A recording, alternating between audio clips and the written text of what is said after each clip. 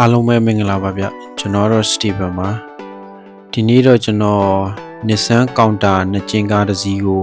သွားပြီးတော့ဝယ်မှာပဲဖြစ်ပါတယ်ဗျကားရဲ့ရုပ်ကတော့တအားကြီးလာတဲ့ထင်မှာတော့မပါတော့ဘူးဗျကားရုပ်အနောက် body တွေဆိုလို့ရှိရင်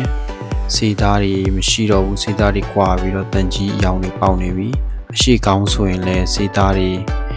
တအားကြီးလာတဲ့ထင်မှာမပါတော့ဘူးဗျပြီးရင်ကားရဲ့ခေါင်းနေရာတွေမှာလည်းစေးသားတွေကွာပြီးတော့ညော့နေပြီဗျ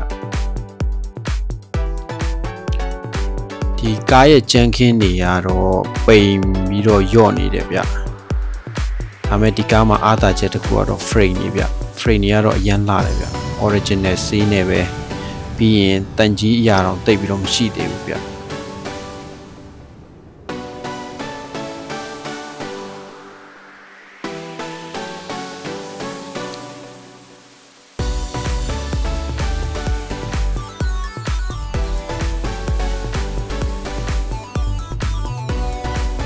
တချို့ကားတွေမှာကတော့စေးသားရော frame တွေရော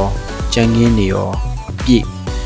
ရော့တာမရှိဘဲနဲ့ပိန်တာပြူတာရော့တာမရှိဘဲနဲ့အပြည့်နဲ့လာတာတော့ရှိတယ်ဗျဒါပေမဲ့ဒီကားကတော့စေးသားတွေရော့မယ်ပြီးရင်ကြမ်းခင်းတွေပိန်နေမယ်ဗျဒါပေမဲ့ဒီကားရဲ့အားသာချက်ကတော့ frame တွေတားလာတယ်ဗျ frame တွေလာတယ် gear ပေါက်တွေဆိုလို့ရှိရင်စီဆိုရပြူရတော့တစ်စက်မရှိသေးဘူးဗျကားရဲ့အောက်ဘက်ကြမ်းခင်းတွေမှာလည်းအဆွေးတွေဘာတွေတော့မရှိဘူးဗျဒါပေမဲ့ကြမ်းခင်းတွေကတော့အပေါ်က weight တွေအများကြီးတင်လာတဲ့အတွက်ကြောင့်ကြမ်းခင်းတန်ချောင်းတွေတော့နည်းနည်းလေးကောက်နေတဲ့အနေအထားတွေရှိတယ်ဗျဒီကောင်းရဲ့ hydraulic တွေဘာတွေကတော့အကလုံးအလုပ်လုပ်သေးတယ်ဗျ hydraulic နေရာမှာလည်းစီတအားနဲ့ယူတာစိတ်နာတွေဘာမှသိမရှိသေးဘူးဗျကြမ်းခင်းမှာဆိုရင်လည်းကြမ်းခင်းက original ဆေးနေပဲဗျအဆွေးတွေကတော့ဒီကားမှာအဆွေးတွေဘာတွေတော့မရှိဘူးဗျ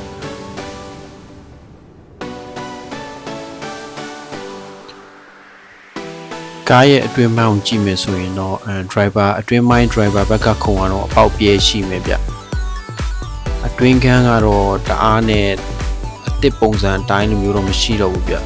ဒါပေမဲ့ like ကားတွေတော့တအားမကျသေးဘူးဗျအတွင်းခန်းထဲမှာအတွင်းခန်း like ကားတွေတော့တအားမကျသေးဘူး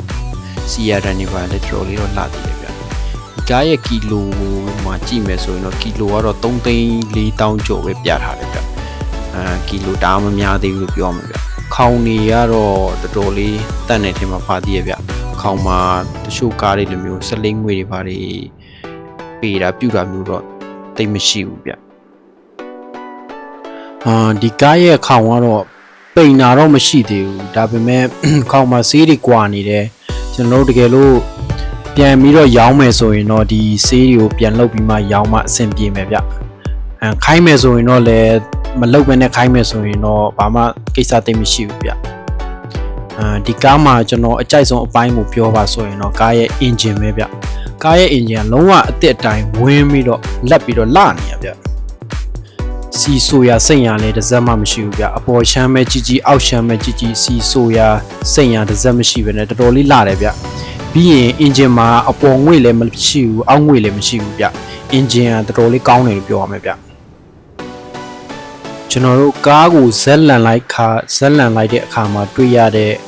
ကားကောင်းရဲ့အောက်ဖက်ဒီမှာတော့အဆွေးတွေပါတယ်လုံးဝမရှိဘူးဗျ original ဆေးရောင်နဲ့ပဲတန်ကြီးတောင်တက်တာတိတ်မတွေ့ရသေးဘူးဗျပြီးရင်သူ့ရဲ့ frame တွေပါတယ်ဆိုရင်လည်းအဲ့လိုပဲတန်ကြီးရတောင်တိတ်မရှိသေးဘူး original ဆေးရနဲ့ပဲဗျဒီကားရမှာကောင်းတဲ့ဟာတွေကတော့အဲ့ဒါတွေပေါ့ frame တွေတော်တော်တက်နေပြီးရင်ကားရဲ့ခေါင်းအောက်ကနေရာတွေ original ဆေးရနဲ့ဝင်းပြီးတော့လက်နေရဗျအဓိကအပိုင်းကတော့ engine ပဲပေါ့ engine ကတော့လုံးဝကြည့်လို့ပဲဗျ share ပဲ engine ကတော့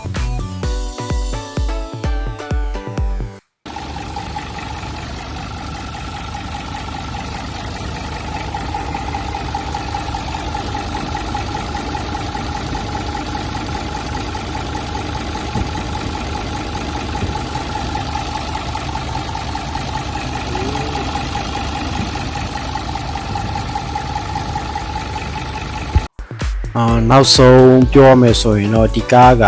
ကျွန်တော်တို့ပြန်ပြီးတော့ချက်ချင်းမရောင်းသေးဘူးဆိုလို့ရှိရင်တော့ဒီကားကဝယ်တင်တဲ့ကားထဲမှာပါတယ်ဗျရောင်းမယ်ဆေးတွေပါတွေလုတ်ပြီးမှရောင်းမယ်ဆိုလို့ရှိရင်တော့အချိန်ပေးပြီးတော့ဆေးတွေပါတွေတော့ပြန်လုတ်ရမယ်ဗျ ကားဆေးလုံးမယ်ဆိုရင်တော့ပတ်ကားလောက်ရမယ်သဘောတော့ရှိတယ်ဗျပြီးရင်အနောက်ကကြမ်းခင်းနေပါတွေပြန်လောက်ရမှာနဲ့ဆိုရင်တကယ်လို့အဲ့လိုလုပ်ပြီးမှရောင်းမယ်ဆိုရင်တော့အချိန်တော့ပေးရမယ်ဗျကျွန်တော်ထင်တာတော့အနည်းဆုံးတစ်လဝန်းကျင်လောက်တော့အချိန်ပေးမှပဲဒီကားကပုံစံအစ်စ်အတိုင်းလေးထွက်လာမယ်လို့ကျွန်တော်ထင်တယ်ဗျကျန်တဲ့နေရာကျတော့လက်ကြည့်စရာမလိုဗျ hydraulic pad နေ engine နေ frame နေအဲ့ဒါတွေကတော့လုံးဝလက်ကြည့်စရာမလိုဘူးဗျအားလုံးပဲဗီဒီယိုလေးကိုအဆုံးထိအချိန်ပေးပြီးတော့ကြည့်ရှုပေးတဲ့အတွက်ကျေးဇူးတင်ပါတယ်ဗျနောက်နေ့ဒီမှာလည်းကျွန်တော်နောက်ထပ်ဗီဒီယိုတွေနဲ့ပြန်လာပါအောင်မယ်ဗျ